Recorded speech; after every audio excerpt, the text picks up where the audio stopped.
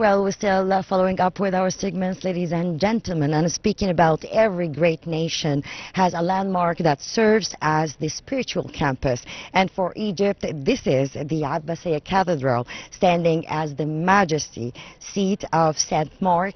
This building is much more than an architectural wonder of domes and crosses. It is a witness to decades of history. And to know more about it, I'm so delighted to be accompanied by Father Moussa. It's a great pleasure and honor to have you. It's my pleasure. Thank you. Well, Father, of course, we are here in this majestic atmosphere, actually. And of course, before we start, I would like to wish you a Merry Christmas and a Happy New Year. And may all our brothers and sisters be in peace and health and wealth. Well, this place, speaking about the cathedral, it is one of a kind, and it is a bit of unique than other cathedrals in the East. What makes it more unique than others? Yes, first of all, Merry Christmas to all and a Happy New Year to all of us as Egyptians. What makes this cathedral unique is we can say that this is the headquarters or the center for the Markan apostleship. You know that Saint Mark the Apostle, the one that founded Christianity in Egypt around the year 60 AD, so it's in the 1st century AD. And Alexandria was one of the 5 major sees or patriarchates in the whole world. The 5 majors were Rome, Constantinople, that is now Istanbul, and Antioch in Syria, and Jerusalem, and the 5th is Alexandria. So Alexandria was one of the 5 majors. And here is the cathedral, the headquarters of this major see in the ancient Christianity. So it's very unique from other different big churches in other congregations or nations. So we're speaking about the mother church here that every church follows. But speaking also about this majesty, the decoration, it's very unique. It is now a site of course, Father Ruiz, and it was the land of him. And then afterwards, it's since the inauguration, since 1968, the real inauguration of the cathedral and the opening, I think this is not just only made it as a site for this national symbol, but also as more bilateral relations with the Vatican, and of course it strengthened this relation also. Okay, yes. Before this was the cathedral, because this is 20th century building, this was a monastery called Monastery of Khandaq, Deir al-Khandaq. This is from the 11th century, from the days of Gawhar al-Siqli and al-Mu'azz al-Din Allah. He gave this piece of land to this monastery, Deir al-Khandaq, and it contains 7 churches from the 11th century until, of course, many of them was as ruins. And at the end, in the 20th century, as there is a bad need for a massive and a big cathedral for the Copts, this place was consecrated as the main cathedral for the Coptic Church. So speaking about the architect here and the majesty behind this architectural dome, there is a story also, and it is one of a kind. So can we speak about it more? Yes, of course. The architect here is more a bit about theology and spirituality rather than just building, because every piece or every part in each church should be to strengthen and make a lot of focus for the congregations to have this good relationship with God. So every sight, every smell, every touch, every architect should be designed to strengthen and foster this relationship with God. So this height, this massive height is resemble the heaven. It's not just a roof, a high roof for the church, no. In the Christian theology, church is compared to heaven. We came out from the earth and from the noise and from the pollution outside to the peace and love inside. This is resemble the heaven, and the heaven have this big dome with saints everywhere, and of course with Christ as the central theme here. So this architect is to focus more to strengthen the spiritual experience of everyone who is praying here in the liturgy in his relationship with God. So, for people who don't know much about Egypt, that Egypt is Coptic, and the relations here between all this fabric of the nation, we have this unity, we have this celebration. You celebrate with us, we celebrate with you. So, how this can really enhance the nation's unity and add to any circumstances that can cross by any nation. So, I think this is very important to mention. Yes. We see this in every church, in every parish, in every governorate here in Egypt, that Muslim responsibilities and authorities came to the church to have the celebrations and the feast with their Copts brothers. And of course, here is the central or the headquarters of the church with the Pope Tawadros present here. So this is just a symbol or resemblance of what is ongoing in every church and in every, I can say, building or street in Egypt, that yes, Muslim with Christians, they have this joy with each other, they have this peace with each other, and this can be represented here in the celebrations of our feast in the cathedral. Well, Father, of course, you have lots of memories here. You have lots of celebrations, occasions. But what is most significant that you always do cherish and remember? Okay, I don't have a lot here. Maybe I know it's hard to Biographical, choose. yes, because initially I am not from Cairo, but I remember very much or very well that after every celebration or liturgy of our feast in my local church, that I came back to home and have this dinner that is celebration for the feast of Nativity or the resurrection, Easter and so on, and we should open the TV, and usually the Egyptian TV, who is the one responsible for celebrating or announcing the liturgy, and we should complete our feast by watching our Pope here in the central cathedral, that making the liturgy and celebrating the liturgy, and have other people who come to share with us this beauty and this peaceful celebration. So yes, it was a very essential part that we should complete our local celebrations and liturgies by watching this central, peaceful, joyful celebration here in the Cathedral of Abbasiyeh. So it represents a part of every Copt celebration to complete his celebration by seeing the celebration in the cathedral. Well, I have some foreign friends been asking me, why do you celebrating the 7th?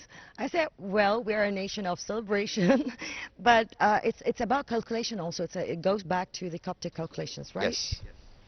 Yes, it's about, in the 16th century, there is a certain something relating to astronomy and calculations. Astrology, yeah, Yes, calculation. yes, astrology is relating calculations. So it's called the Gregorian calendar from the year 1586. And from now on, there is two calendars, someone called the Gregorian calendar and the other called the Julian calendar from Julius Caesar. So here in the Coptic Church, we still follow the Julian calendar, while the West is following the Gregorian calendar. So it's just the calculations and the calendar, but not something in the core celebration or the feast. Well, Egypt hugs lots of churches, lots of cathedral. We have, of course, lots of sites, which is also a touristic sites like St. Catherine, like lots of cathedrals around us. How this also can be such a peaceful trip for others who wants to see like a site, something very symbolic for religion, and also something to enjoy when it comes to architects. Yes, especially the Holy Family path. Nowadays, this was a focus for major trips, and this is the central theme of certain trips from Europe and from Asia. We have Chinese, we have Koreans come to see the Holy Family path, because this is something very unique to Egypt. No single country other than Egypt have this So we have many ancient church across Egypt, from Delta, from St. Catherine in Sinai until Asyut, until Dronka and the monastery of Maharraq. So we have this very unique, beautiful, ancient and the medieval church in the pathway of the Holy Family, and it's called Holy Family Footsteps. And yes, every tourist come to see this. It's very fascinating to them to live this experience. So speaking about the churches around Egypt, of course we have the Hanging Church, let's say, and lots of beautiful churches. It's not just about being there, spending your religious time in peace, but also enjoying these vibes and enjoying as if you've gone back to another decade. So this also needs to be mentioned for through our channel for other foreign brothers and sisters around in the same religion going need an advice where to head first, what to see. So what's your recommendation? I know it's countless, but let's try. Okay, usually we say to our spiritual children and our congregation that you may need from time to time to go to a quiet church, away from the timing of celebrations or liturgies or communal prayers, and have this quiet time with yourself, just sitting in this quiet peaceful place with these vibes, with these colors, with this smell of incense and so on, and have this personal encounter or relationship with God, this personal talk. So this is essential of any religion, this private relationship with God, this from inward parts of the human being, not just from the tongue, because Christ once rebuked the Jews, said to them that these people worship me with their tongue, but their heart is away, far from away me.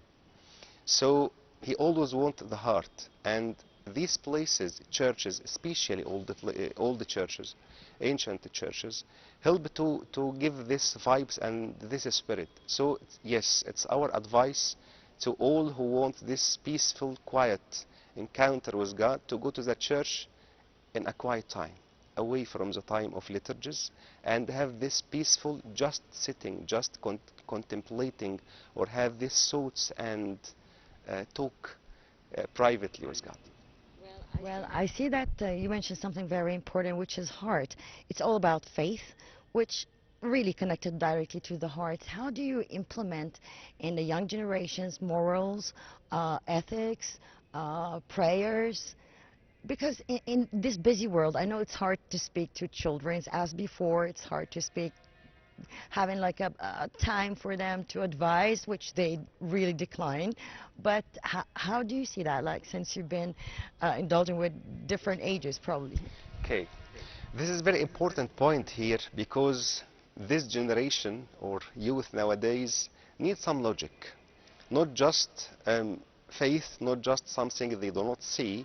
They need some logic, and of course faith is grounded on logic, but the difference is faith is beyond the logic. It's not contradict logic, but something beyond, it's above logic.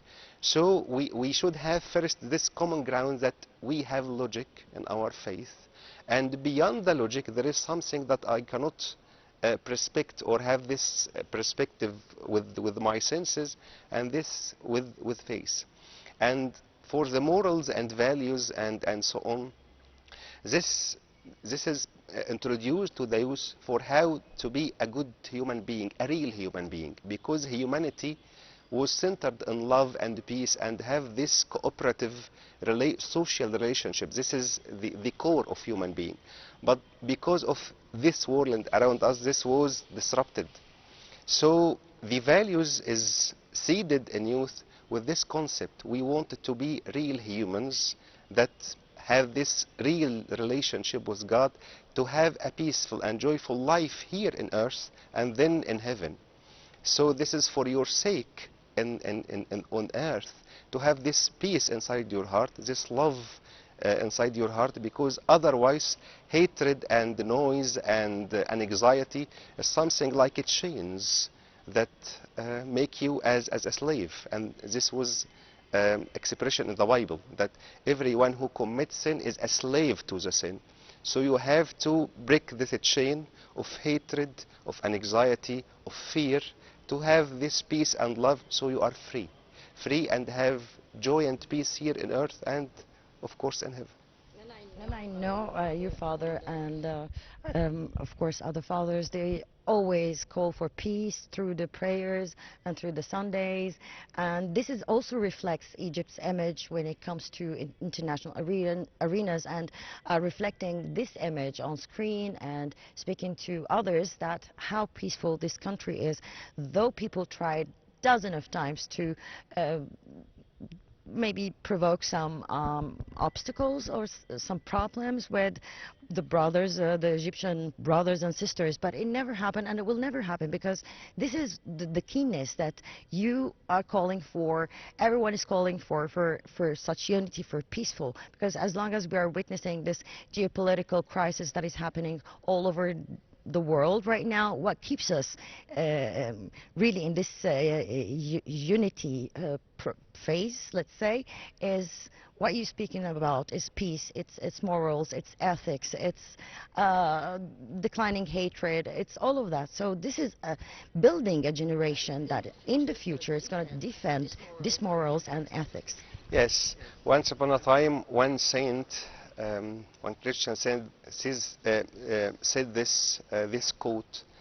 He said that don't let anyone who deal with you or speak with you go away except he is happier than before he dealt with you. So just by respect, by smile, by nice words, by encouragement, by any means, that anyone who deal with you, that come out, he is more happier, more peaceful, and so on. So by seeding these values and these attitudes, yes, we can make our country and our world a better world. Better, because you see in the army, in the army lines, we are all brothers. We have one cause. We are just defending one, I think, aim, one dream, which is peace. This is what everyone wants, and this is what everyone calls for right now. I think that any true faithful, he cannot see other human beings, and of course more specifically those our brothers in country, as very precious and very loving human creatures. Any faithful one, anyone that have hatred or fear from the other, I can say that he is not truly faithful. But any true faithful that have this vision of God, this heart of God, he should see every human creature as very precious and lovable creature. Of course, we've been witnessing always in the Egyptian streets the preparation for the Christmas, the celebration for the New Year. It's all decorated all over the place. Nobody, I think, first visit to Egypt, nobody imagines that we do celebrate it day and night until we are done, and until we are, let's say, like, let's have a vacation from the vacation. But how is the preparation for the evening of the Eid? Okay, yes, the decoration is very important, especially to our children and youth. It's very joyful, especially with the Christmas carols and the Christmas songs and so on. So and of course many of our friends who come from abroad, that we didn't imagine that Egypt had these vibes in the Christmas and have this decoration in the Christmas, so they are excited and shocked by what they are seeing. But of course, in the eve of the Christmas itself, we are more engaged in the church, in the liturgy, because again this is the core, to have this joy in our heart, not just some psychological or excitement by the music and by the colors, but to have this joy to be deeply embedded in our hearts. So we are focusing on the prayers, on the hymns in the church, and so on, to have the joy of Christmas in our hearts. Well, Father Moussa, Obeid, it's a great pleasure to have you. That was very informative interview, and thank you for having me in this beautiful place. Thank you so much. Thank you very much. Well, ladies and gentlemen, moving to another segment.